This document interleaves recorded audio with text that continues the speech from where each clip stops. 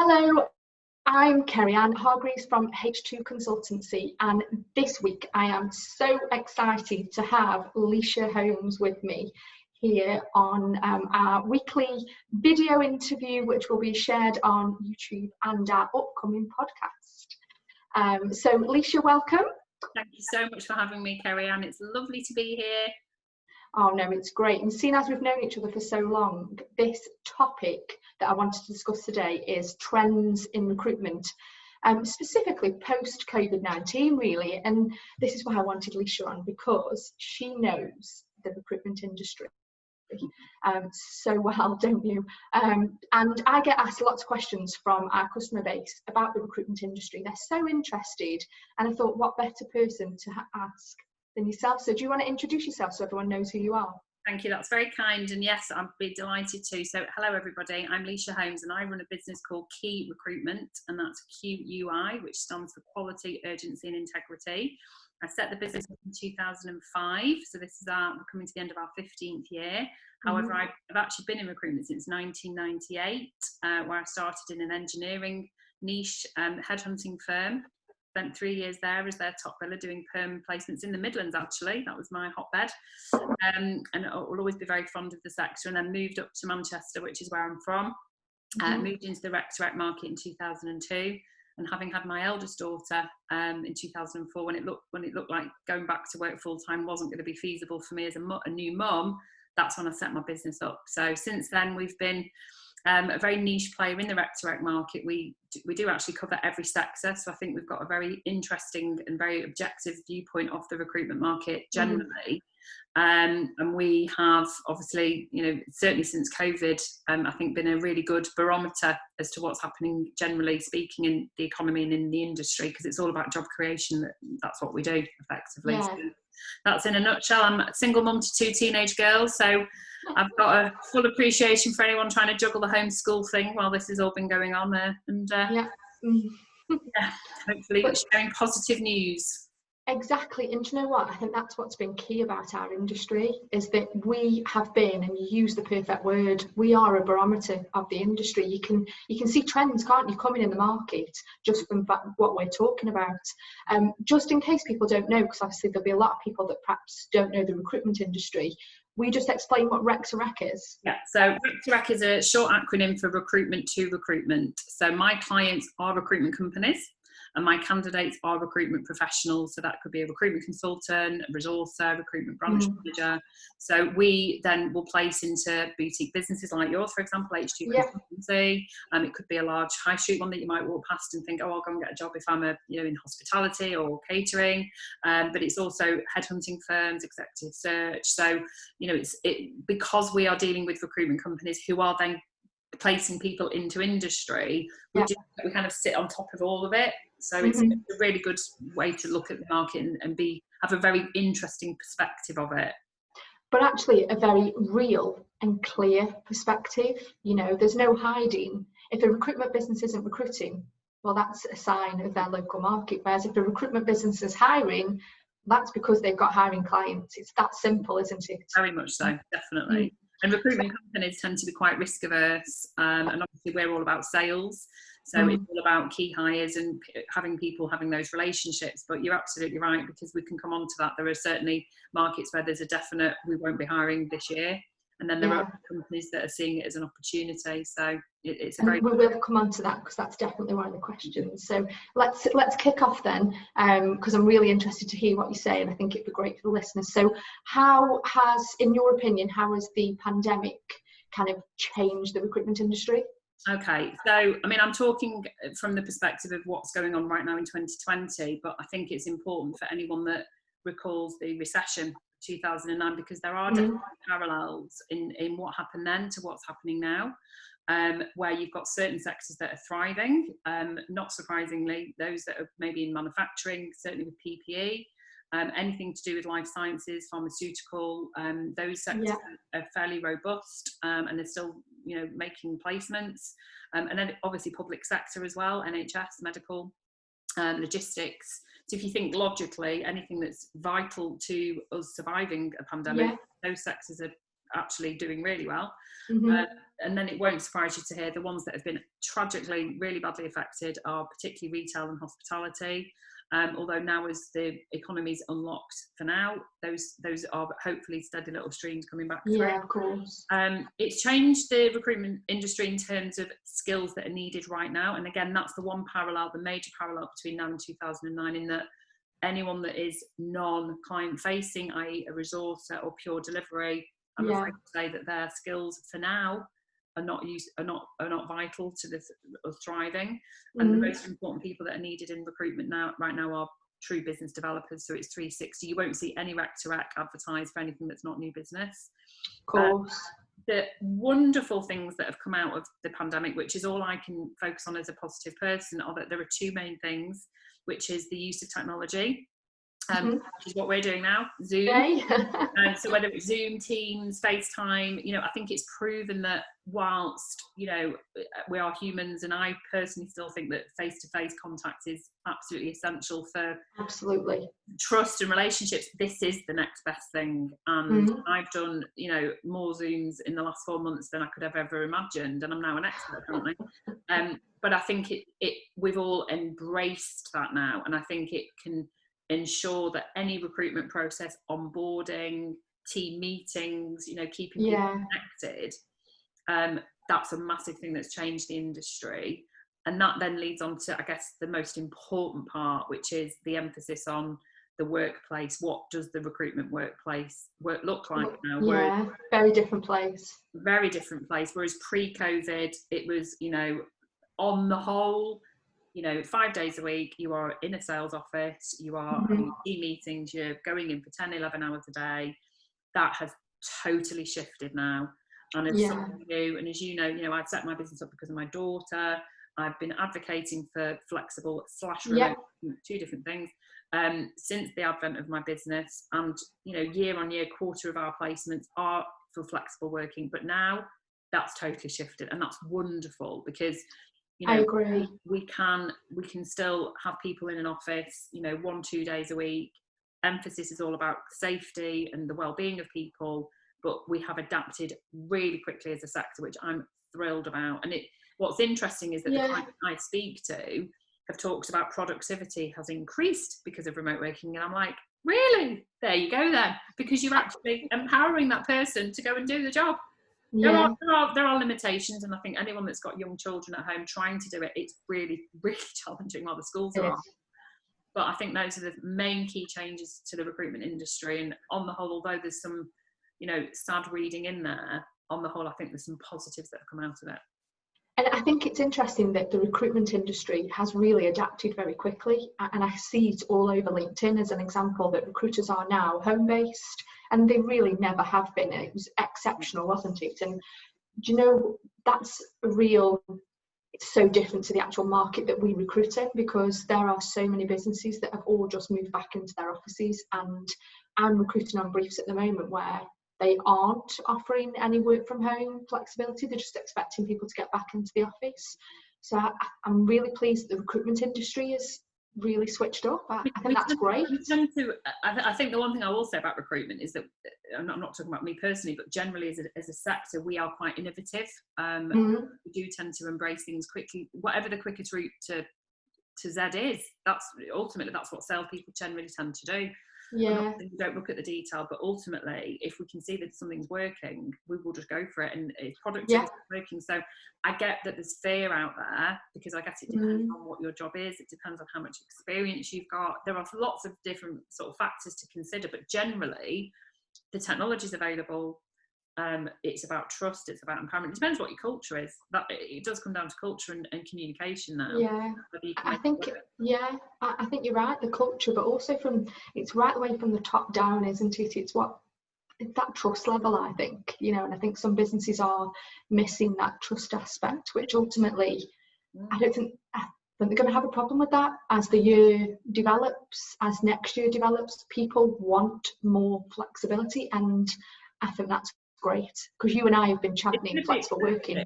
It's going to be expected, and I know we're seeing it from there are a few companies that are expecting recruiters to go back in, maybe on a rota basis to work around the social distancing, but they're the ones that are approaching us for a new job, because they can see that the majority of the market is offering flexible working and to work from home. So that is going to transcend into markets like yours. Of course it is. That will become a driver. And if you're not seeing that as an employer, then you're going to lose your best staff. It's as simple as that. And to me, I'm not talking about them being remote 5 days a week, but you can definitely make it work a couple of days a week. Let them work from home. There's no I think so. And I think businesses have got to be mindful. They could lose talent that they've actually managed to keep during the pandemic, and they need them to stay with them as they come out of it, especially if they've made redundancies. Definitely. So then if we're talking about the market, how have you had to adapt what you do in order to support these changes? Have you had to adapt? Because I know you've been very flexible anyway, but what's changed for you? So loads has changed for me, because I love going out and meeting people. You know, one of our USPs pre-COVID is that we meet every single candidate face to face. Well, obviously we've not been able to do that. So we've had to, you know, use Zoom, FaceTime, you know, WhatsApp video, whichever way we can, good old phone calls rather than doing face to face. So we did that right from day one. There was no question that was going to happen. And that's now just become part and parcel. So as opposed to booking in a face to face, you're doing it as a Zoom. I think that as things have unlocked a little bit, we've managed to socially distance. I've done quite a few socially distanced meetings now, which has been brilliant, just to see people. I've done a couple at Holcombe Hill, I've done a couple at Burscough Park, I've done a couple in Bury, I've done a couple in Manchester, which, you know, it's all very observed. It's all, you know, we're not shaking hands, which I find really hard. Do we do this now? Yeah, we had an interview in the office on Wednesday or Tuesday, I think it was, and that social distance was okay, but then not shaking hands and not embracing when you've known somebody. I'm very tactile, so the people that I've met I know, and I found that I found it really hard. We've also, I think, certainly in the first early weeks of lockdown, where like everybody, I'm very open in admitting my vulnerability. I was quite scared about what was going to happen, particularly in our sector, because we're all perm. And the perm market, I think it's like 73% of perm jobs disappeared overnight. Yeah. You know, gosh, what we're going to do? And then it was kind of, I've started doing a few videos back on, which I haven't done for a while. And then from somewhere came our YouTube channel, which has been fantastic. So I've you know, certainly in the throes of lockdown, when we were right at the peak of it, I was doing quite a few a week, but now it's maybe one a week. And not just recruitment business owners. I've interviewed people from across the sort of, you know, commercial world, just their perspective on how they've coped with what you're doing with me now, you know, what they're doing, because it's all about, you know, we can all plagiarise best practice off each other. And what's interesting is that from that YouTube channel, if you watch all the videos, the same message is coming across. It's all about communication. It's all about trust. Absolutely. I think that's really interesting what you just said. It is about plagiarism of everyone's, the positives that people have taken from it, the positive changes. Embrace it, introduce it to your business. Don't be afraid. Lose the fear. Don't get me wrong, we need to fear what's out there, because clearly it's bigger than us, but we can adapt, can't we? And we can actually make it work. You know, it's interesting. So what advice would you give to recruiters, seeing as that's the market you're targeting? And I've obviously got a huge network of recruiters on LinkedIn, which is where, you know, this video will partly be posted. What recruiters would you give to them looking for a new role post COVID-19, really? Well, the advice I'm going to give is actually not just exclusive to recruiters. It could be to potential accountants. It could be to lawyers. Anyone. So it's a kind of almost generic. I think the first and foremost is to take a step back and look at your personal branding. You know, you're an expert in that. I guess learned from you. I've learned from all the people around me that needs to be compelling now, and you need to understand that that's the first thing any potential employer is going to look at, is what have you created as a message, what does you do, and is it the same across LinkedIn, Instagram, Facebook? So just make sure you do an audit of what that personal brand looks like. Research the market. For us as a business, every single client that's hiring now through us is COVID proof, because it ain't going anywhere. Let's face it, we're in a recession. Don't know how long it's going to last. So you have to ensure that, you know, don't just be bamboozled by pretty lights anymore. There needs to be some substance in why you're looking to move. So research your company, do your due diligence. You know, definitely go through a third party recruiter. I think there's never been a more important time to have a third party look. Do you know what? I'm glad you've said that, because I think, you know, obviously the government schemes that have been announced this week have actually, they're trying to utilise recruiters, aren't they, in terms of we have all this advice and all this support, but you're right, we can give them the background on that business. We can really support them in the research, because we know we've had to do that due diligence ourselves to know that they're a safe business for us to work with. Definitely. It goes back to the reason why, you know, from the beginning of recruitment time, why a recruiter is needed. It's that impartiality, it's the customer care, it's the coaching, it's the support, it's the guidance, it's definitely negotiation at the end. And despite the fact that there are fewer jobs generally in most permanent sectors I'm talking about, to job seekers, you will still benefit from that advice. And that goes to employers as well watching this. You know, you will get so much value out of your recruiter, because we benchmark people. So we know the best companies, but ergo we know the best candidates for you, because we're the one that's the barrier, I guess, the barrier to entry. So the other thing as well is be sure and be clear and concise on your reasons for wanting to move. I don't know about you, but I think the reason that you and I have been as close for as long as we have is that we're both very honest and we're both very ethical and very moralistic. If somebody's working now at the moment and they come to us and they want to just, you know, see what's out there, we won't let them move unless they have the right reasons. So I think you need to be clear about that, because ultimately you are still safer in a job that you're in, even if you've got, you know, maybe slight niggles. You need to be sure of that, because we need to be able to communicate that. You need to know your value. You need to know what your USP is. Why would somebody want to hire you? So for recruiters particularly, you need to know your billings. My goodness, you know, you just need to know what your achievements are and make sure you communicate that. And I think the final point, and you and I have talked about mindset many times, I think you need to be able to demonstrate what your mindset is and how that's elevated you, because you're going to need that mindset going into a new job. Absolutely, because every new business has got its own challenges and you don't know what they are until you're in a business. Interesting what you said about making sure you understand your reasons why you're moving on. We are seeing quite a big influx at the moment in candidates who are testing the market. You know, they were considering moving before COVID, and now they're ready because they can see there's some positive signs. And I had exactly that conversation with a candidate on Friday, just saying, you know, what are your motivations? You've got to be clear, because there's no point starting this process if actually you're not quite ready for what's ahead. And I'll encourage people to make sure they've looked down every avenue. If they're in a safe space already, really need to be sure of the decision you're making. But I think that was before COVID even. You know, I would always encourage recruiters to have that conversation with an individual looking to make a move. Is this right? Have you been back to your manager? Have you actually challenged what role you're doing? If there's more opportunity, don't be afraid before you consider moving. You know, and it's always great to welcome new candidates. Of course it is. You've got to be committed to your job search. There's no point going at it half-heartedly, because you'll fail. And it'll come out in the wash, it'll come out in the process. The one final piece of advice, and this is to anybody listening, whether you're an employer, an employee, a business owner as well, is to be brave. You need to be brave now. And you know, there's fear all around us. You know, if you watch any news, any social media channel, it's just constant, you know, how this COVID isn't going anywhere and we're in a pandemic and we're in a depression and it's terrible. But actually stop and think about what you're trying to achieve. Be brave in what you want to, your personal goals, and almost, I guess, for your own little part of the universe that you're in charge of, which is your own destiny, your own career, your own employees, your own brand. You've got to focus in on that. And I think if everyone just did that, the world would be a much more positive place once we all learn to live with this virus. I agree. I think that's a great piece of advice. I'm glad you ended on that. That's lovely. Yeah. So I guess that brings us to the end of our little chat, doesn't it? Which I'm always sad about when I'm talking to you.